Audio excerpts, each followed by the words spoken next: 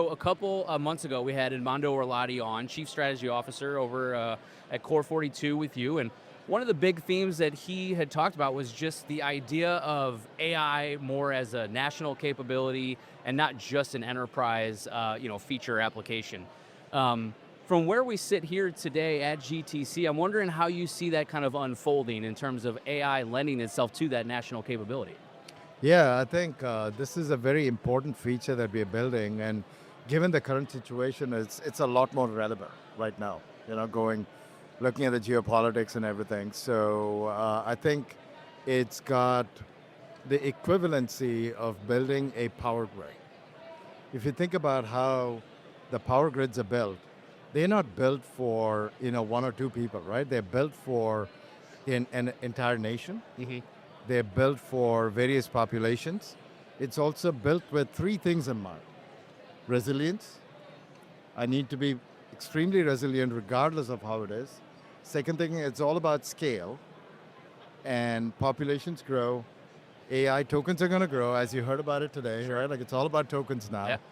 So how do we build that resilience and scale, and also to be highly performant? Right? Like highly performant. And those are the kind of things that we are building into what we are going after with what we call the G42 intelligence grid. And this is like a power grid, a grid of connected data centers, connected compute capacity, and connected infrastructure that's going to bring the resilience, scale, and the performance that an AI economy needs. And this is like 100% relevant right now. Yeah, so resilience, scale, performance. Craig, I mean, what does that mean kind of practically speaking from an architectural perspective? Kind of relay what Raghu is saying and apply it to the enterprise setting or the service provider setting. The reason I think it's so important and where it really touches back down on the enterprises, so you think about competitiveness, globally. Every country wants to be competitive.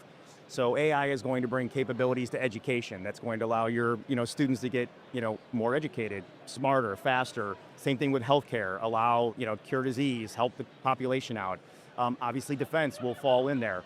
But as Raghu said, is having this overall architecture that the rest of these industries can tap into. It actually raises the entire kind of country profile as it relates to AI. And so it's really important that there's that connection. That I think a lot of times when we talk about sovereign AI, I think some people go directly to like defense and competing with China or others, and really it's more about how do you raise really the rest of the society up in all these different verticals, and even if you just raised again healthcare and education, think how much better off we would be by having this kind of overall architecture. And you said having that resiliency and scale that is allowed to be built out just like the electric grid was.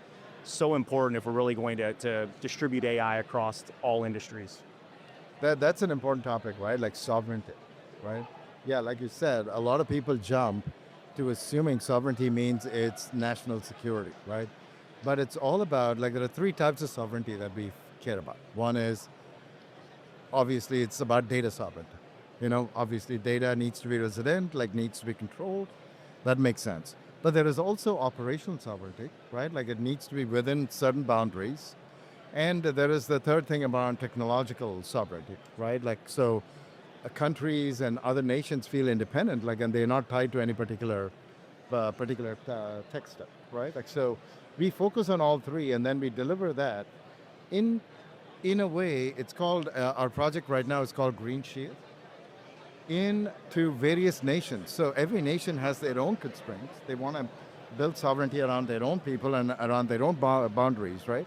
So we deliver this in terms of what we call digital embassies, right?